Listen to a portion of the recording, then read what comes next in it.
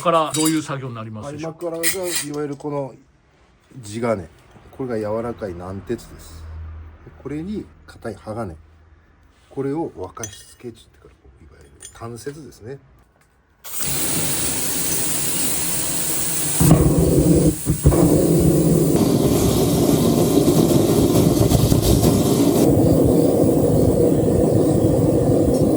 基本的にはだいたい1000度近くまで上がります。もう今700度ぐらいですかね。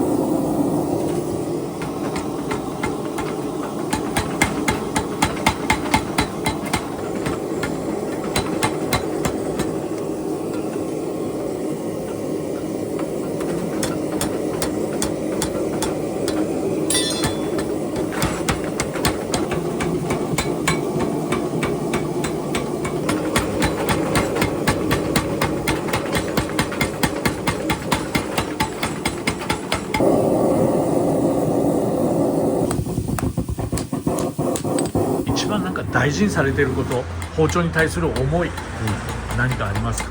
やっぱり切れ味、切れ味。切れ味、それもただの切れ味じゃなくって持続する切れ味、一番突き詰めてるところはそこですね。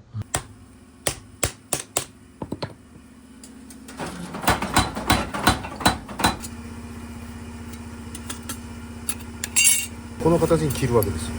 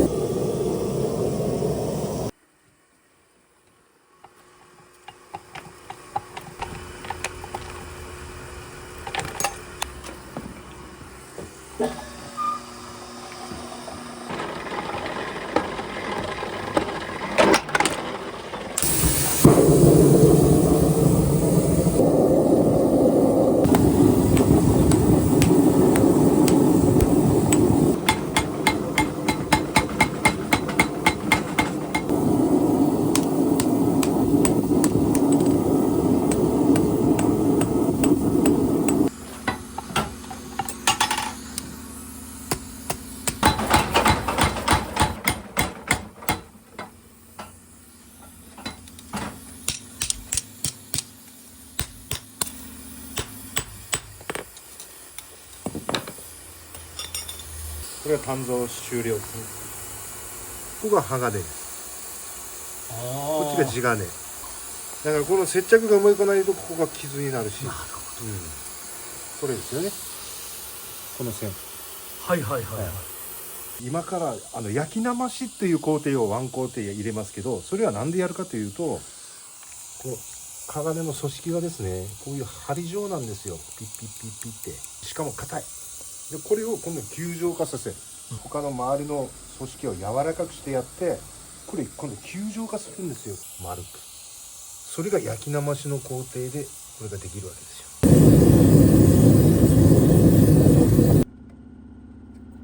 これが750度がこの色ですよ。なるほど。それはもう色見るだけでわかるんですね。大体わかる。一回750度まで赤めて、それを今度わらばいでゆっくり冷やすんですよ。わらばいで冷やす。日本刀もですね、はい、この焼きなましをやる刀鍛冶さんとやらない鍛冶屋さんとあるんですよ。研ぎ師さんの話では、焼きなましをやってない刀は研ぎが硬い。焼きなましをやってる刀は砥石あたりが柔らかい。だから研ぎやすくなるし、刃持ちもいい。でこの焼きなましって重要なんですよ。これはやっぱり平さんがその刀匠でも、いらっしゃる理由でもあるわけですね。そこがご存知だからってことですか。まあいや、私の場合順番逆なんですよね。刀匠から野鍛冶になったんじゃなくて、野鍛冶から包丁鍛冶になって刀鍛冶までなっちゃったから。これもう冷えた状態もう触れるぐらい。まだ熱いですよ。大丈夫。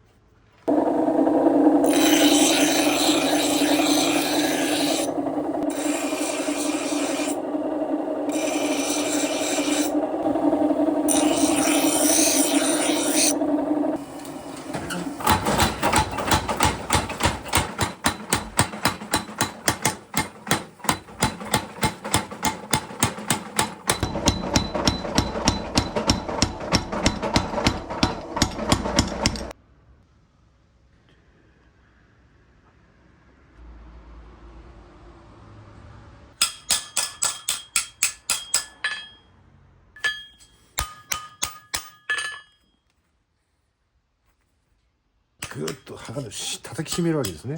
組織が密になってさらに切れ味がいいものになる。まあ人間も鋼も一緒だと私は思ってるんですよ。鍛えれば強くなるでしょ、筋肉。筋肉と一緒ですよ、鋼も。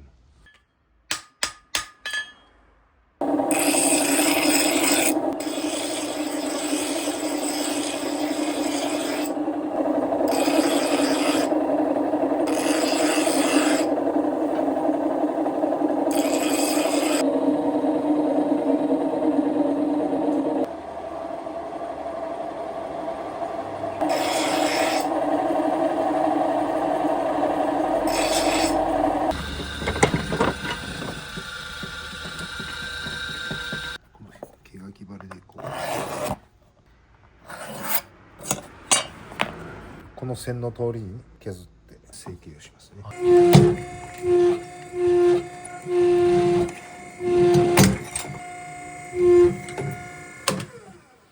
今スーッと切れたでしょ。これ焼きなましやってないとバリバリバリバリバリバリ。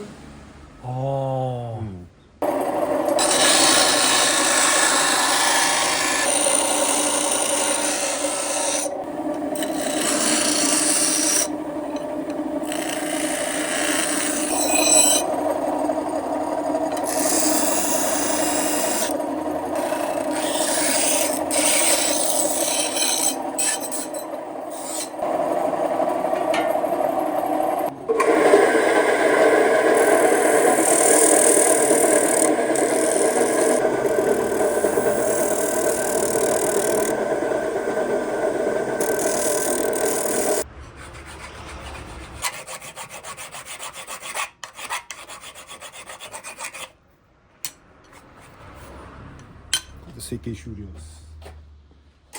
なぜここを面を落としたか。ここね、こう手がかだばってて痛いでしょ。だったら当たりが柔らかくなるように使う方のねことを思ってこ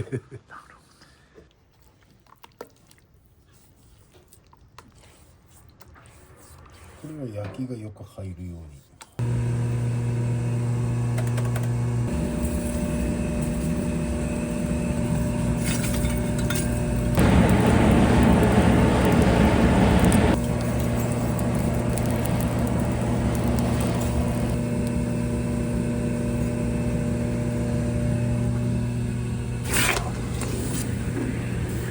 まだ硬すぎますから、この後焼き戻し、ネバさを任せます。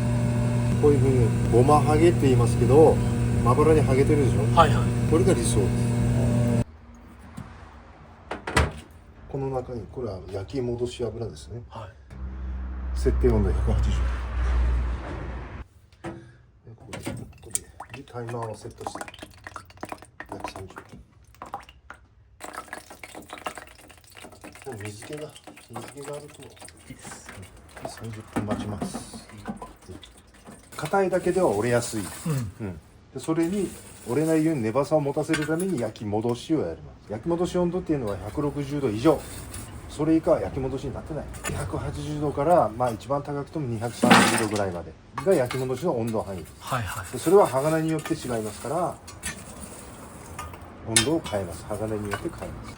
30分以上経ちましたから今から揚げますね。大きなね、ここにしか入ってないですね。洗います。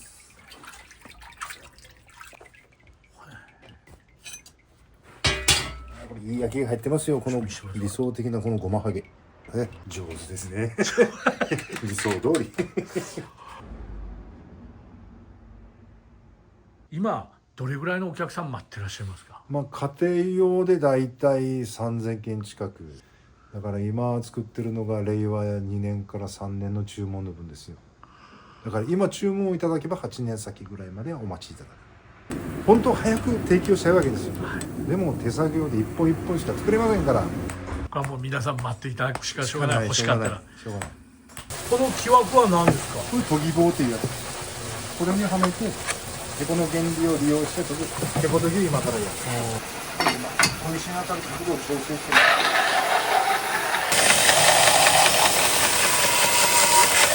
早いでしょ。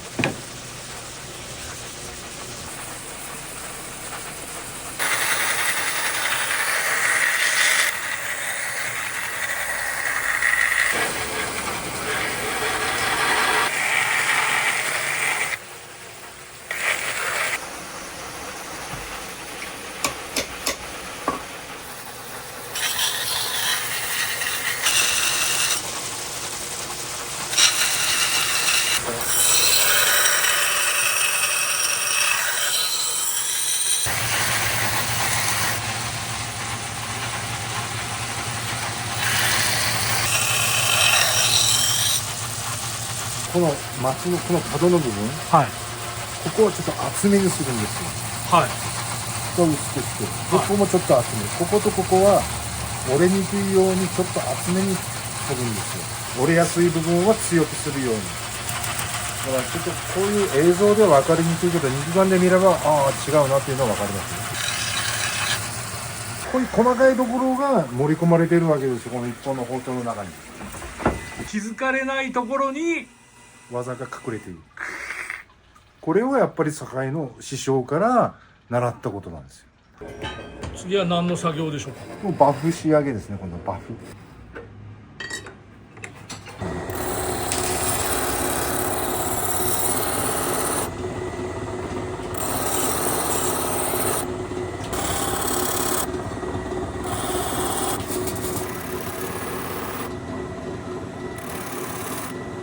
同じバフですけど目がちっちゃい。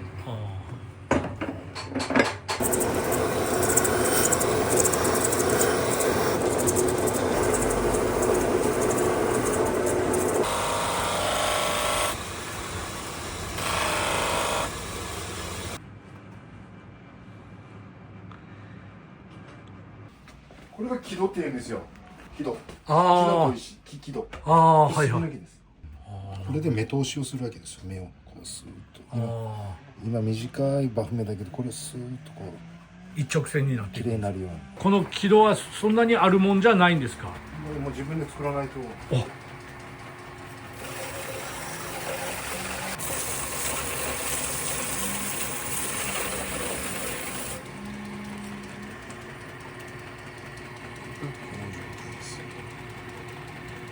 これ白くこっちにぬすっと入ってるでしょ。こっちも白くなるでしょ。はいはい、なってます。これをまたもう一回ちょっとこれで取り直す。おー。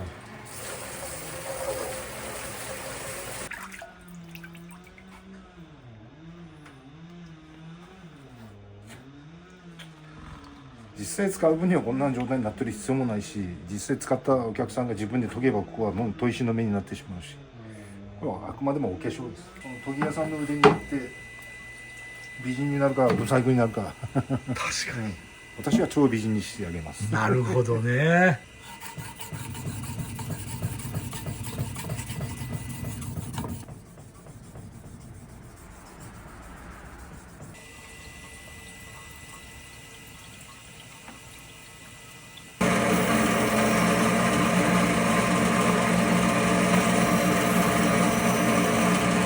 今のが何でした？小鉢け、小鉢け、今のが約15度ぐらいでやってるわけですね。先の部分ですかね、ここがその15度のあれをつけることによって刃持ちが良くなる、小さい刃がかけにくくなる。これを研ぎ切ってしまうと刃先が薄くなりすぎて小さい刃が折れやすいから切りやむのが早い。これで出来上がりです。いかがですか、出来栄えは。いい焼きが入ってますよ。どういったところから分かるんですか？鋼の色がいい。鋼の色、黒光り。おお、しっかり焼きが入ってるやつは黒光りするんですよ。いきますよ。いいですか？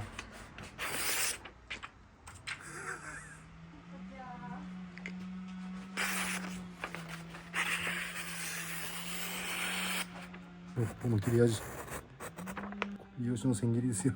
これ切れてこそできる技ですよ。なるほど。はい、そぎ切り。美容師のそぎ切り。こんなの見たことないしな。ないないないないない。こんなことができるんです。どうだ参ったかですよ。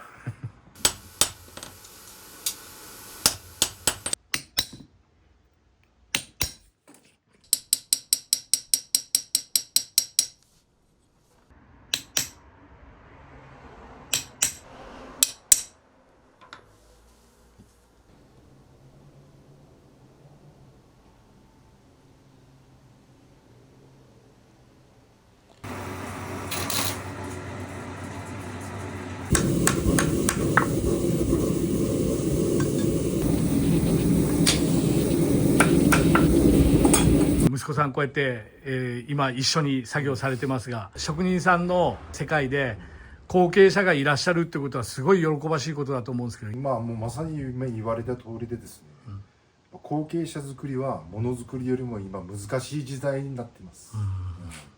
うちは幸いなことに、次男ですけど次男が後を継いでくれたから、何よりの財産ですけどね。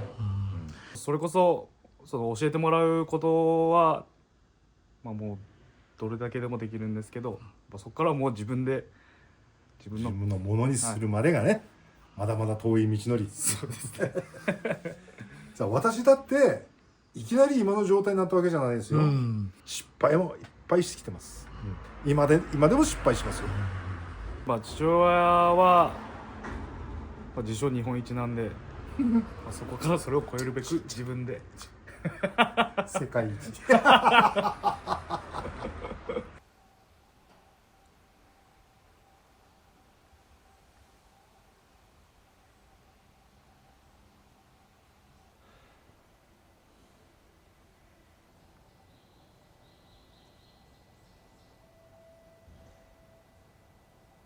見た目一緒だけど全然違うんですよ、ものが。実際はそういうものづくり、日本の伝統のものづくりっていうのを私はたまたま鍛冶屋として、こういう鍛冶屋の息子として生まれついて、刃物づくりに携わってますけど、その中でもじゃあ日本一になってやるぜと、もう私修行時代から思ってたんですよ。何をもって日本一かは分からなかったけど、とにかく日本一になりたい、日本一の技術を持ってる鍛冶屋、日本一注文が多い鍛冶屋、実際そういう思いをずっと持ちながらやってたら、実際もう今なぜか日本一昨日よりも今日よりも明日ですよ。いいものを作ろうっていうのは、これはもうずっと思ってます。